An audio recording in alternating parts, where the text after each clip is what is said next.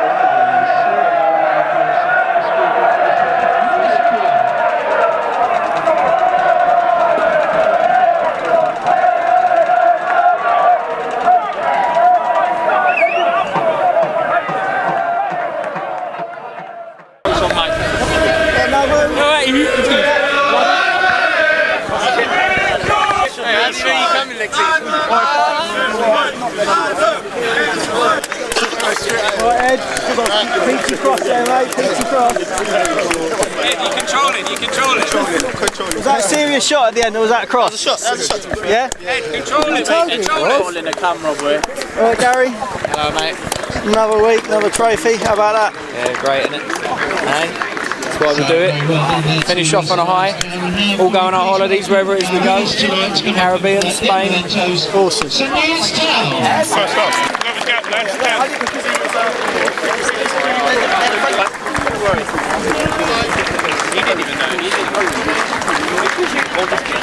Thank you.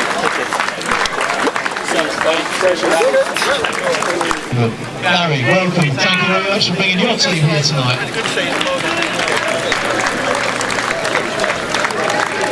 And now, big out the Senior Cup, the 2014 Royal Winners tonight. St Ives Town!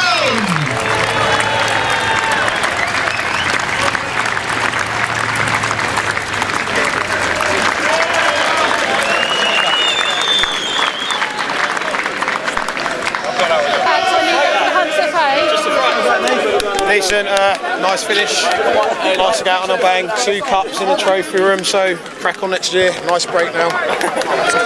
Absolute good for the fans, that's what it's about, all those fans that turn up today, that's what it's about.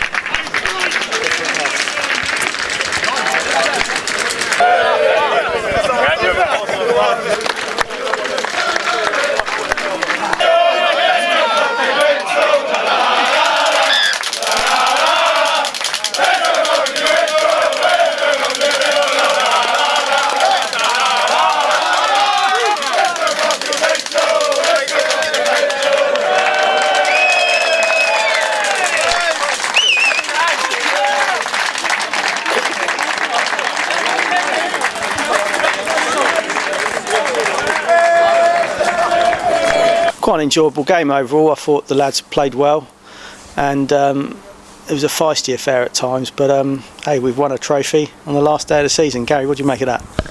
It's great to finish on such a high, another trophy, so yeah, I enjoyed the game as well. St Ives have played their part in what was a good final, I think. First off, we've had lots of chances, the keeper has kept them in it, but they always carried a threat, you know. Right to the end really, they always looked like they could score a goal. So I think it's been a good game for you know, everyone to watch. Yeah, it was. It didn't quite have that same sort of nervy edge as the Tiverton game, but I guess that was perhaps the away goal thing not counting today. And just me personally, I felt we were always going to score some goals today. I really did feel confident we were going to win this today. And yeah, we seemed to improve on last week's performance against Chippenham, obviously because we scored more goals, but we did seem a bit more threatening, a bit more purposeful when we were in the final third today, and I think that's what give me that comfortable sense of feeling. I thought we're going to do all right tonight. Zema, what did you feel today? That's what we worked on Thursday in training, Wednesday in training. It's that simple, you know. The last 3 or 4 league games, you're safe. You know, it's hard to get out that mindset, but I think, you know, we've got players that like to play football, and I think some of them would prefer to play a good football match and lose than play a winning game. And I think probably what you saw the last couple of games was a team that played well, because I thought we played well enough in the Chippenham game to win the game, definitely in the Owlsey game as well. But like you said, there was no cutting edge because we were just happy to play in front of the back four. You know, we brought them in on Wednesday and sort of said, listen, there's a cup to be won and we ain't going to win it playing in front of the back four. Worked hard on Wednesday at that, and like you say, in the end we get our reward. So it isn't by coincidence the lads have had to sort of change their mindset over the last couple of games to make sure they do bring the cup home. So yeah, credit to the lads, because as you said, we looked purposeful. First half, as Gaz said, I wrote 8 chances. There probably were more, but I went in the change room with 8 chances written down, which the keeper has kept them in. Yeah, I must say there was lots of chatter on the pitch tonight. The lads seemed well up for it, very motivated, and just chivvying each other along, and lots of shouts of, you know, 2 touches, 2 touches. I'm guessing that was the ruling force tonight, was it? 2 touch and get the ball moving quickly.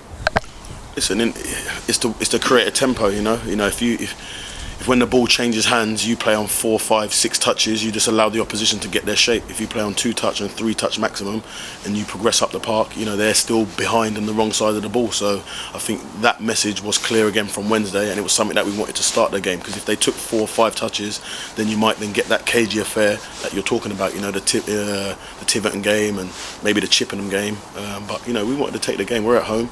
I know it's supposed to be a neutral ground, but it's our home. We're familiar with it, and you know, we don't want to disappoint anybody and almost get sucker punched because we're playing the wrong way in the wrong spirit of the game. And like you say, in the end, the lads delivered, as they have done since we've come through the door. Nath, St Ives did carry a threat tonight, and you've had to make some saves, and the lads have had to, you know, fly in a few last-ditch challenges and blocks. How do you think defensively we fared tonight? I think we've done better. I think when you look at across like the last 2 or 3 games the lads are speaking about, we've not taken our chances, but we've also conceded. And I think tonight a clean sheet gives you the platform to go and win the game. And I think credit to the back 5 and starting from the front, okay, with Shane and Matty Nolan and progressing into midfield 4. Then you'd start looking at your back 5. They've done their jobs. They've done what they get paid for. They've done what we drill into them. You know, we like to keep clean sheets. We aim to keep clean sheets because I think we, as you said earlier, we have got goals in our side, and clean sheets generally win games. So it was credit to a finish on a clean sheet, and as you said, in the cup final, win 2-0 without conceding the goal. It was nice to see Gav and Ryan in the middle at the back. I mean, they're a great partnership, and they've had a great season together, haven't they? Yeah, I think they've both complemented each other. It's very rare sometimes you get a good left footer and a right footer. They're both good sizes, they're both powerhouses, and when they're on the game, I've struggled to see 2 better centre halves as a pair in the division across the year. And when Arthur's had to fill in there, I think he's done fantastically well. So you know, I can't single anyone out. I have to single the back 5. It's rotated. Ed's had to go in there and play left back for a large amount of games and done excellent. So when you look at the chops and changes we've had to make across the back 5, you know, it's testament to the lads have bought into it. They've just got on with it. They've rolled their sleeves up, and they'll only get better from the experience. Zema, tonight we see a typical Shane Tolley goal there in the second half. He's picked up that loose ball in the air and just nodded it straight in, hasn't he? He's done well tonight.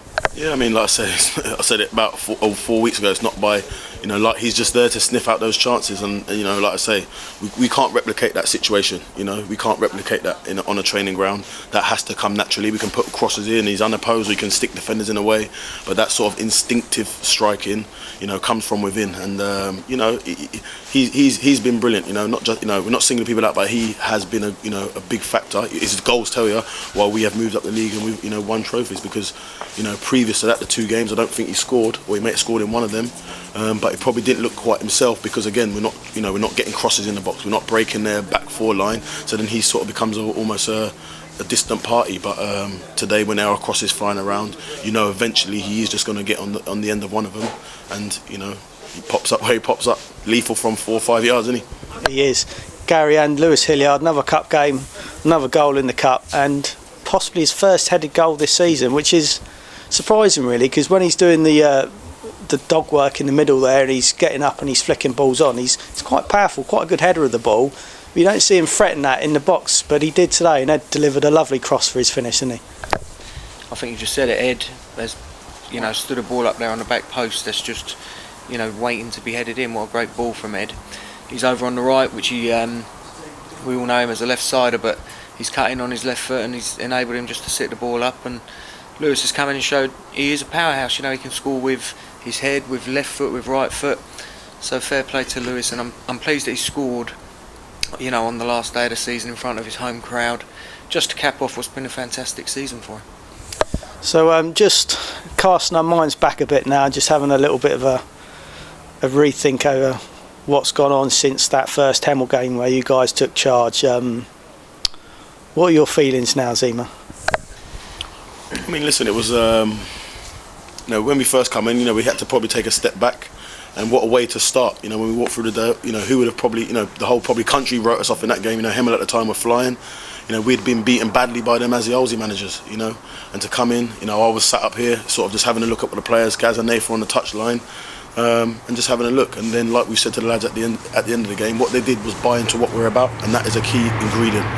We brought our style to this football club, and rather than the players want to play their own way or adopt their style, they've just sang our tune.